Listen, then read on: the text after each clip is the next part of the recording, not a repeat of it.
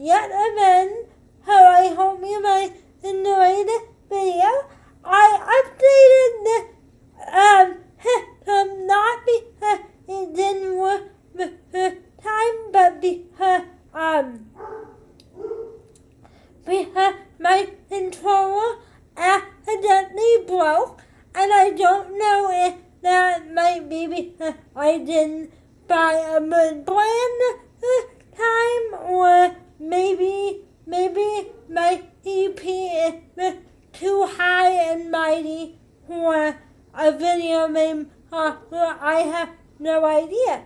How I recently updated my video game and I wanted to show you how it works. Someone who has limited hand and video game with cerebral porting.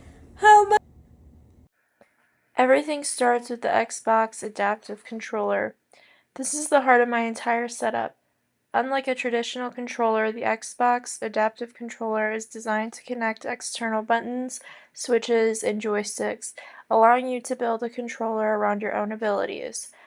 Instead of forcing my body to adapt to technology, this controller lets technology adapt to me.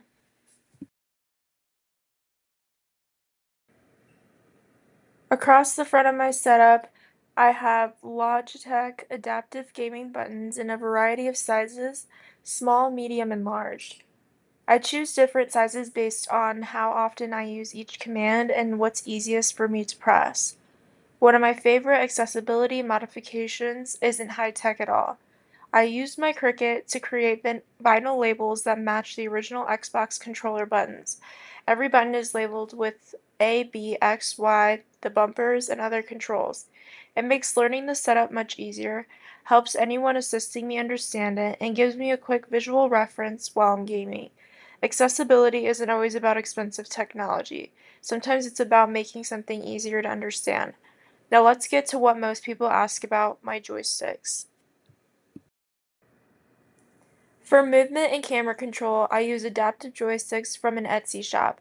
These joysticks are inspired by the design of QuadStick, a controller that's made for gamers with little to no hand function and typically costs around $500. While the QuadStick is an incredible piece of adaptive technology, these joysticks provide a similar ergonomic design at a much lower price point, making adaptive gaming more affordable. One of the coolest features is that the joystick handles are interchangeable. On the left side, where I control my character's movement, I use the quad attachment because it gives me more stability and control. On the right side, where I control my camera, I switch to the standard one-finger joystick. That smaller handle allows me to make more precise camera movements. Being able to customize each side differently has completely changed the way I am able to play.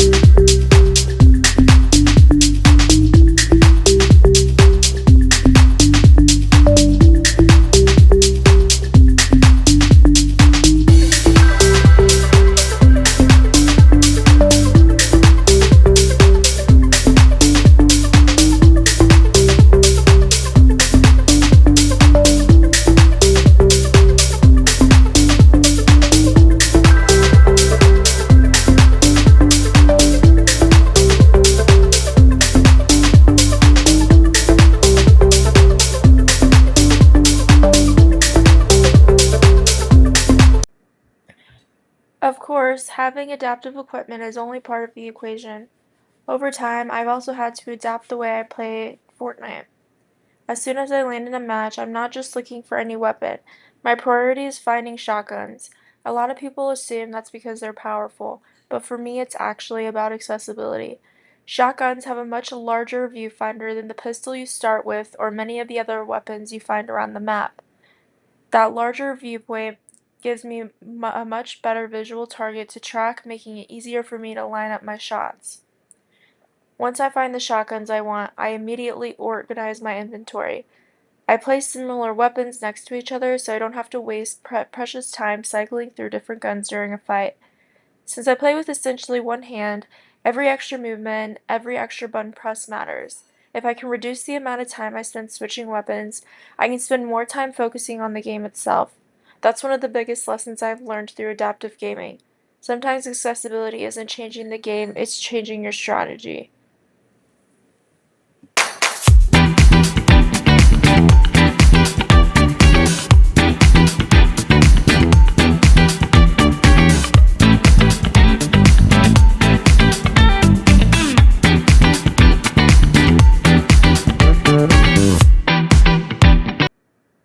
Combat is probably the biggest difference between how I play and how most people play.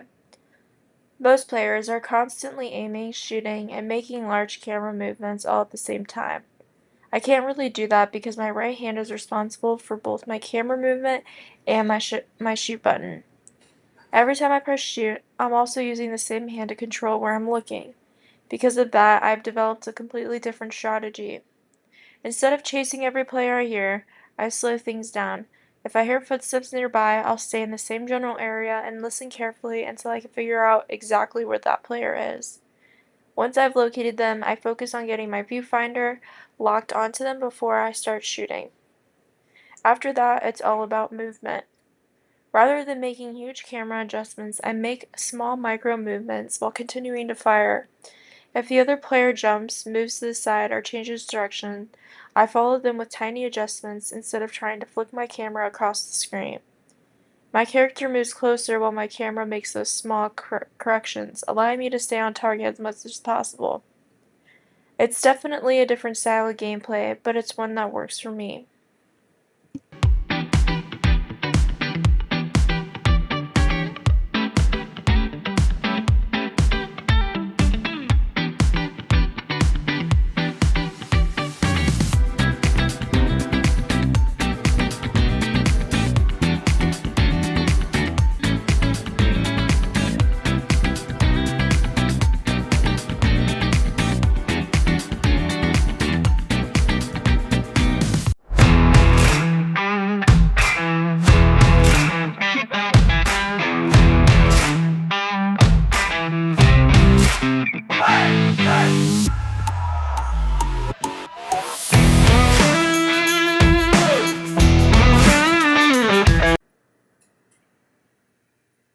One thing adaptive gaming has taught me is that success doesn't have to look the same for everyone. For many players, success is measured by victory royales or the number of eliminations they get. For me, even dealing damage to another player is a huge accomplishment.